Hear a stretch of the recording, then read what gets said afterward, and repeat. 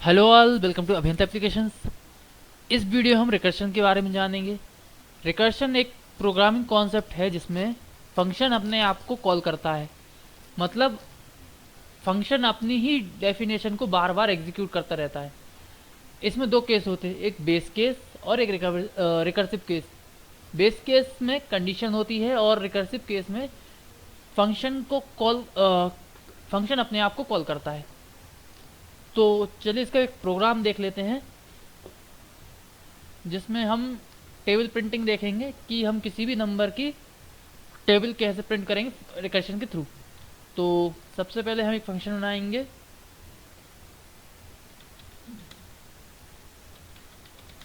void, जिसको हम public static void और नाम दे देंगे हम टेबल। हमने फंक्शन बना लिया है, मेथड बना लिया है, उसे हमने पब्लिक बनाया है और स्टैटिक कीवर्ड इसलिए यूज़ किया है ताकि हम उसे बिना ऑब्जेक्ट बनाए हुए कॉल कर सकें। तो यहाँ पे मैंने एक पैरामीटर दिया है इंट नम नाम से और एक इंट आई नाम से। ये हमने पैरामीटर के रूप में दो वेरिएबल बना लिए हैं। और यहाँ पे अब हम लिखेंगे हमारा जो रिकर्शन का मेन कोड है वो। तो पहले हम लिखेंगे बेस केस। तो ये हमारा बेस केस है, मतलब हमारी कंडीशन। तो इसमें क्या होगा कि जब हमारे आई 10 से ग्रेटर हो जाए तो हमें ये क्या कर दे, रिटर्न कर दे। हमने जब कंटिन्यू रिटर्न और ब्रेक पड़े थे तब हमने रिटर्न को देखा था कि किस तरह से रिटर्न हमारा वर्क करता है। तो उसमें क्या देखा था कि रिटर्न जैसे ही हमारी जो कंडीशन है वो मैच हो जाती है तो हमारा हमें रिटर्न दे देती, वैल्यू हमें रिटर्न मिल जाती है। मतलब हमारा वो कोड वहाँ पे ब्रेक हो जाता है, वहाँ से आगे नहीं बढ़ता है। अब हम देखते हैं जो हमारा रिकर्सिव केस है। अब मैं उसको एल्स वाले पार्ट में लिख रहा हूँ। तो यहाँ पे मैं लिख रहा हूँ अभी नम इंटू आई।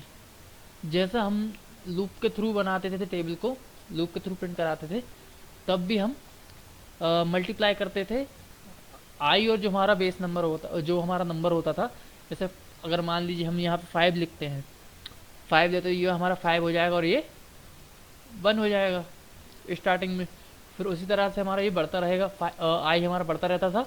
और जो हमारा मेन नंबर था जिसको हम अभी 5 समझ रहे हैं, तो 5 ही रहेगा और जो आई था हमारा इंक्रीमेंट होता जाता था। इसी तरह से हम इसको यहाँ पे फंक्शन को इसी के अंदर कॉल कर लेंगे। हमारे जो फंक्शन है, फंक्शन के अंदर हम जो हमने फंक्शन बनाया उसको कॉल कर लेते हैं और हमने जो पैरामीटर पास किए थे उसको यहाँ लिख भी लेते हैं। अब हमें इंक्रीमेंट करना रहता है, तो इंक्रीमेंट के लिए हम क्या करेंगे, यहाँ पे आई प्लस बंद कर देंगे। अगर अभी हमारी आई 1 है, 0 है, तो ये अभी हमें ये नंबर और आई का मल्टीप्लाई मिलेगा 5। अगर हमारी जो कंडीशन है, जो नंबर है आई है, वो इक्वल टू है 1, तो हमें क्या मिलेगा 2। मतलब आई और आई प्लस 1 तो हो जाएगा 1 प्लस 1। अभी इसको मैं आगे समझा रहा हूँ। और ये हो गया हमारा, हमने कॉल कर लिया। ये इतना सा कोड है हमारा जो हमारा फंक्शन या मेथड के अंदर आएगा। अब हम लिखेंगे यहाँ पे फंक्शन को कॉल करेंगे। तो सबसे पहले हम एक वेरिएबल बनाएंगे नम नाम से। इसको हम यूज़र से भी इनपुट ले सकते हैं और यहाँ पे भी डायरेक्ट करके देख लेते हैं। पहले हम यहाँ पे हम डायरेक्ट फंक्शन को कॉल कर ले रहे हैं। यहाँ पे मैं दे रहा हूँ 5 और यहाँ पे दे रहा हूँ 1।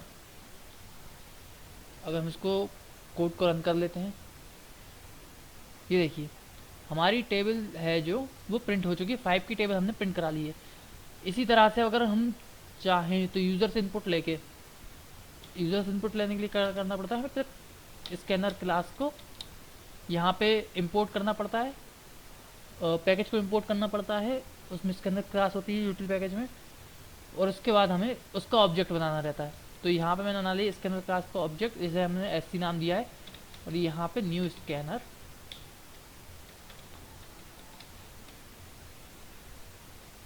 अब मैं यहाँ पे 5 की जगह से कर दूंगा नम।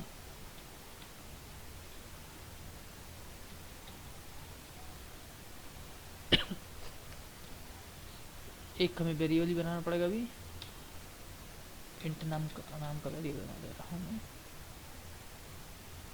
यहाँ पे,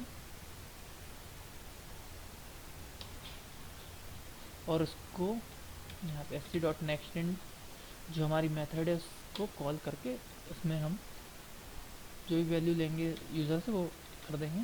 और यहाँ पे मैं मैसेज दे रहा हूँ एंटर नंबर।